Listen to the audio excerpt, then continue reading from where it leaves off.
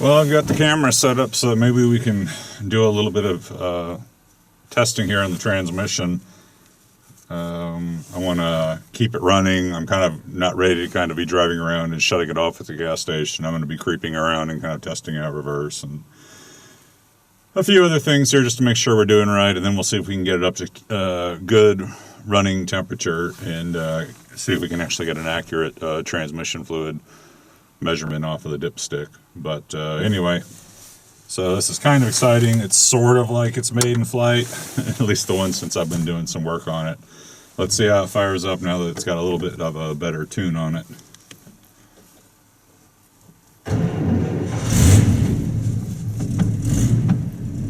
Not too bad. I'll have to work on that, I guess, a little bit.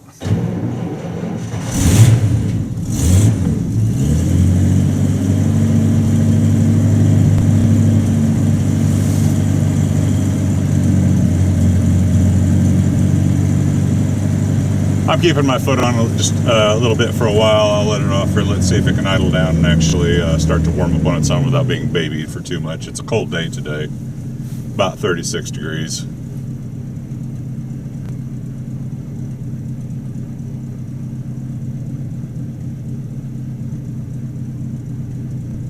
Idles down real nice.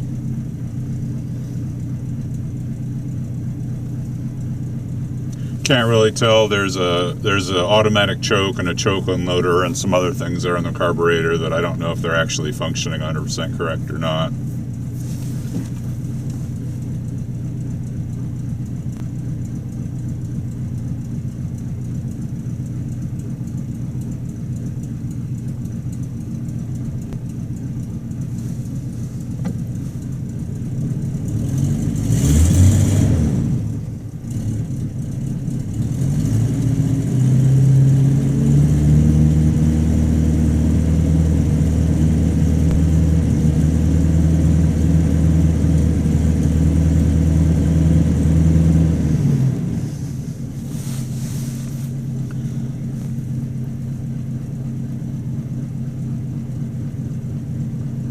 Well, it isn't very long to let it warm up, I know, but I'm going to put it in drive. I'm just kind of curious what it's going to do when it's cold. If it's got a little bit of at least lug on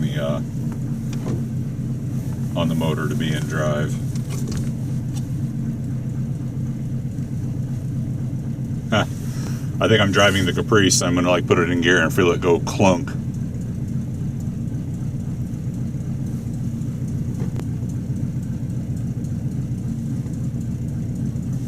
That's foot off the brake.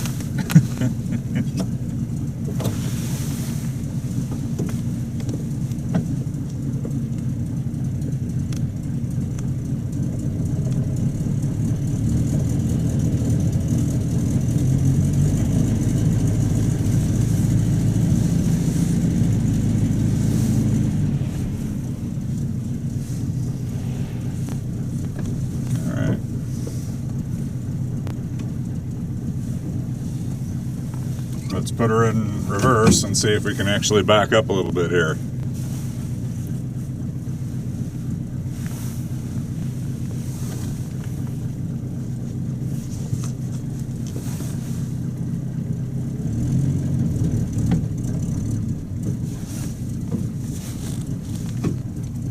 Huh.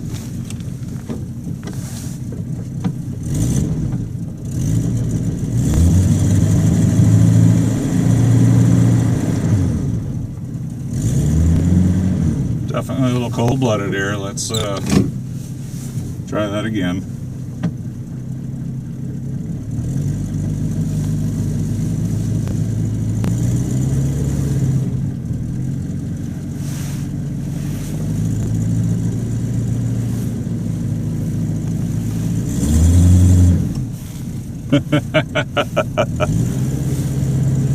That's a slippy transmission.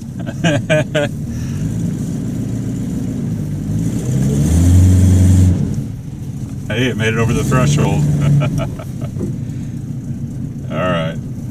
It's got a real high brake pedal here, so I'm having to get used to figuring out exactly where we're at with our stuff, but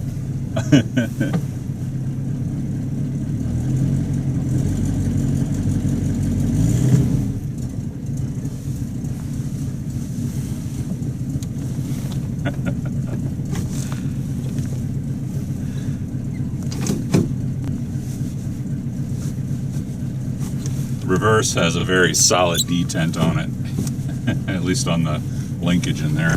All right.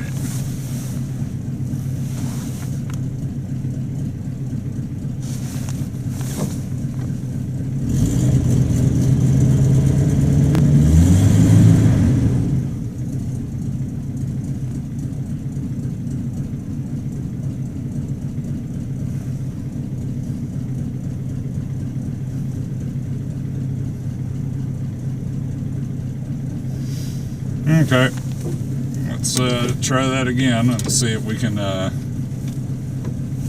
get a little bit more used just to the way it kind of feels and drives. Now that's not very smooth yet.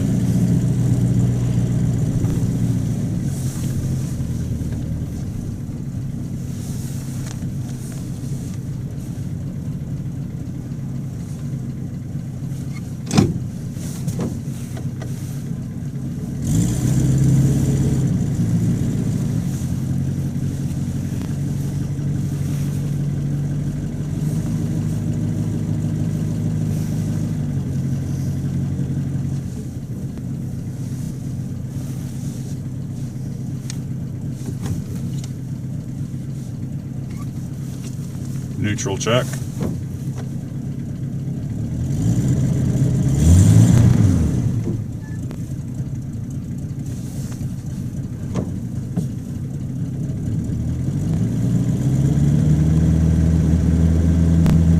I can't tell if that's me rolling or all right.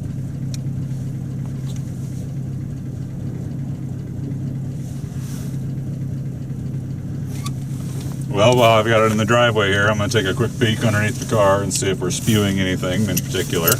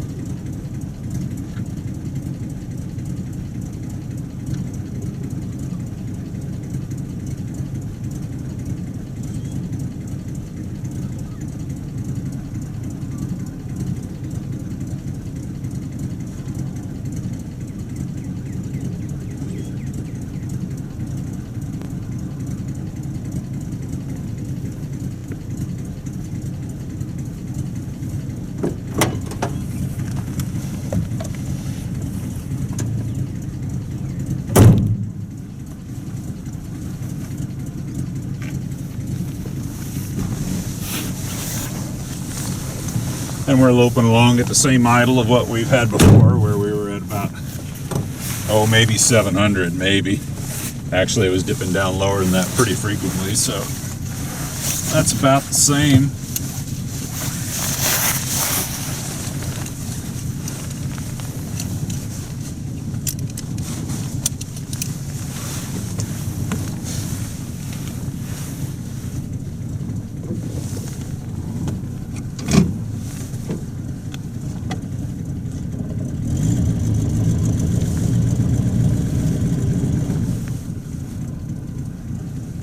Reverse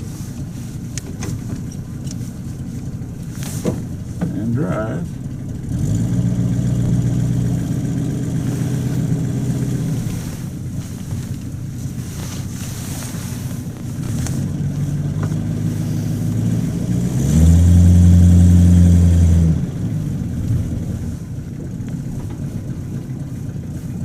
pretty solid brake.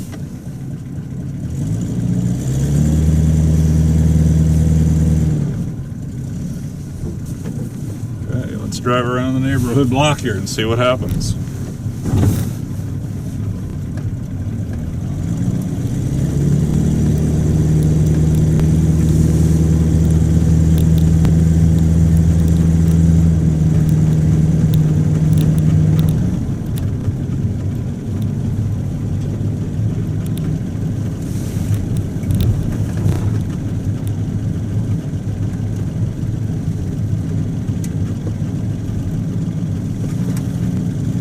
Got a little bit of a squeak up there into the front left wheel.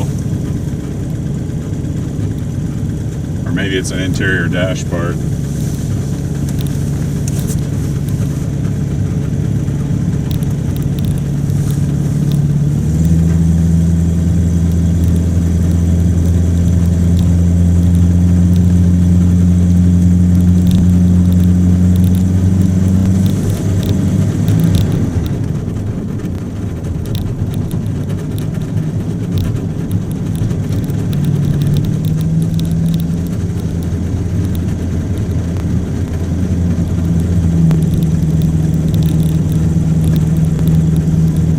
Can't tell if it was trying to shift there before or not.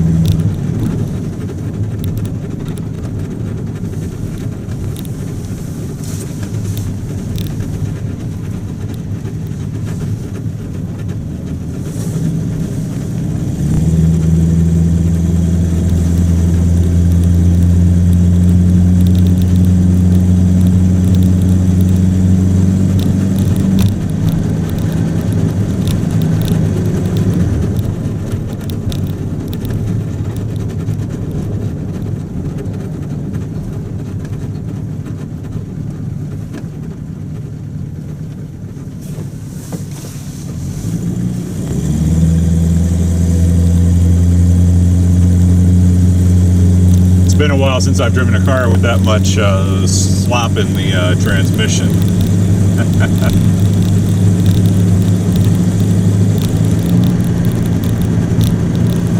I can't tell if it's trying to shift right there or not. It kind of sounds like it might be trying to. I don't know if we're actually getting anywhere.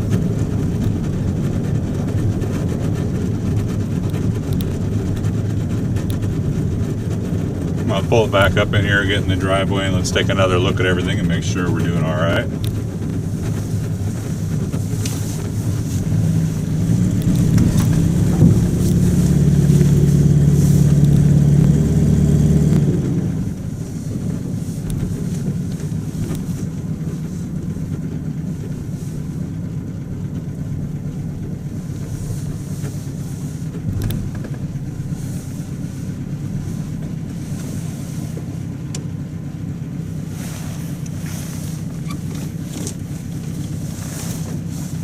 All right, let's give her I'm gonna get out and just check her out for a bit, and then we'll go do some more test driving.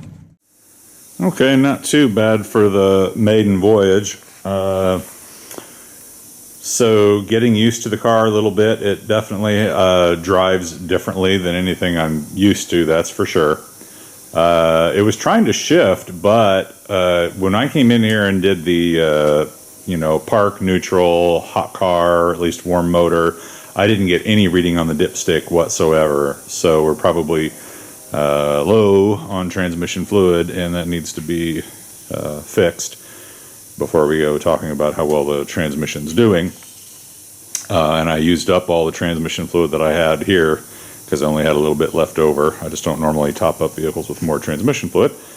So we'll be going in town, getting some more transmission fluid, and do another drive around maybe and see what else we can kind of shake out.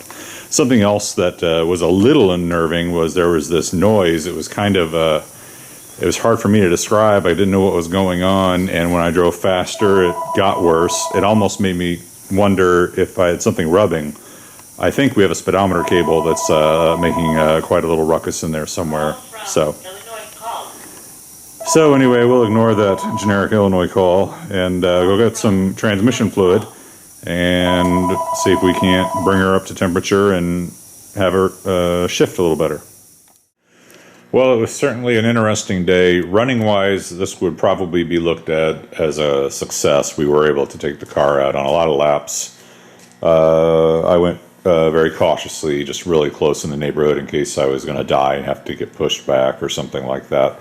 But we did make it actually further out in the neighborhood. I went out on a 2-lane highway just briefly over a hill. That was nerve-wracking. I probably should have picked flatter land. But we went over the railroad tracks at St. Joe and then turned right back around in the country. So the issue that the drivetrain that I'm having is, I think it's a very known problem for all the Buicks of this era.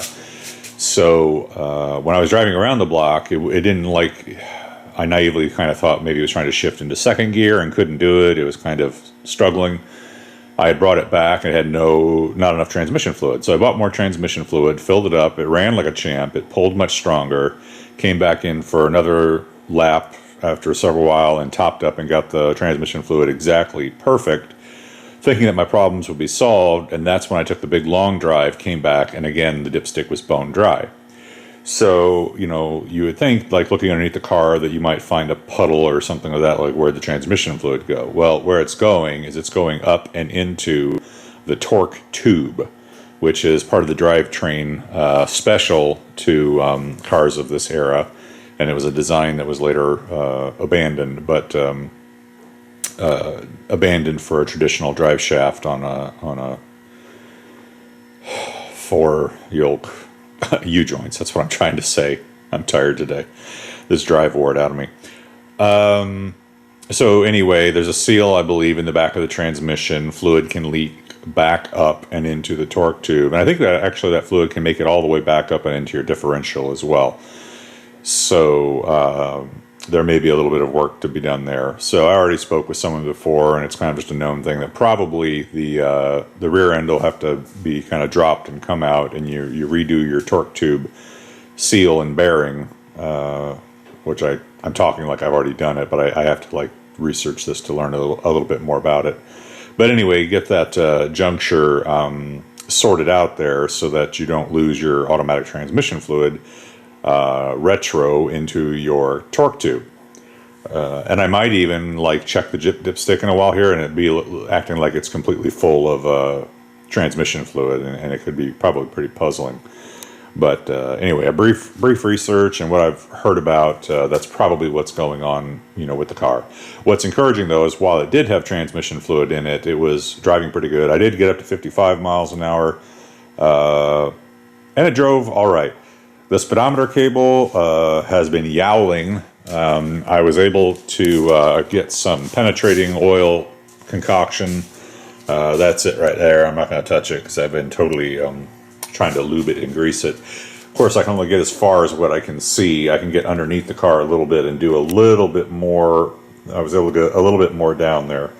But it does go through the firewall there, and there's probably a completely bone dry and rusty section going straight into the head of the speedometer.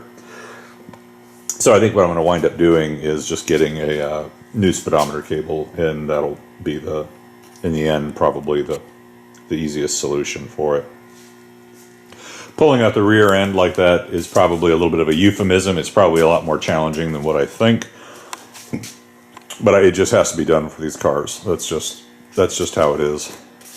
I don't know. I kind of lost track of all the stuff that I've been videotaping here. The Trico wiper motor, they all get sluggish. That's just a matter of fact. There are seals in there.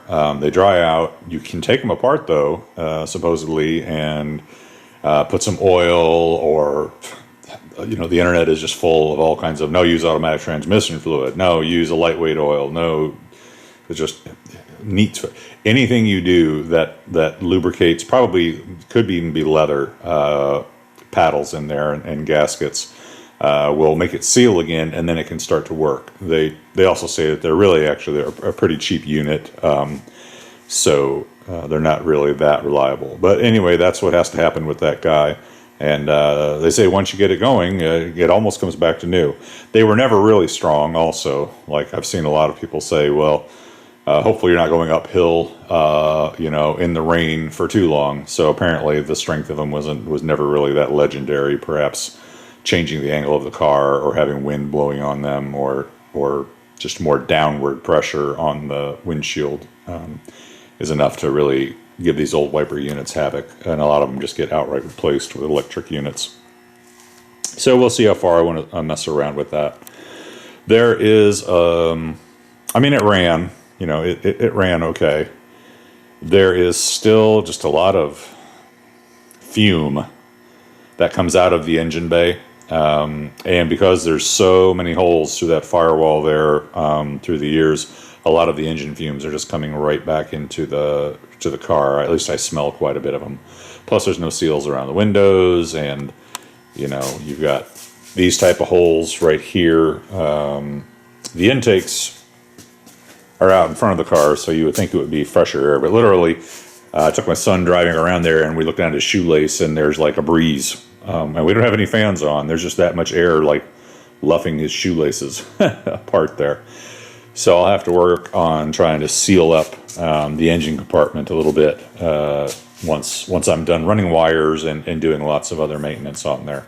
This car has a leak in the gas tank, actually at the top of the gas tank, where the sending unit of some kind probably comes through the top. So when you fill it up all the way, it tends to leak gas for a little bit through the top there, which is annoying.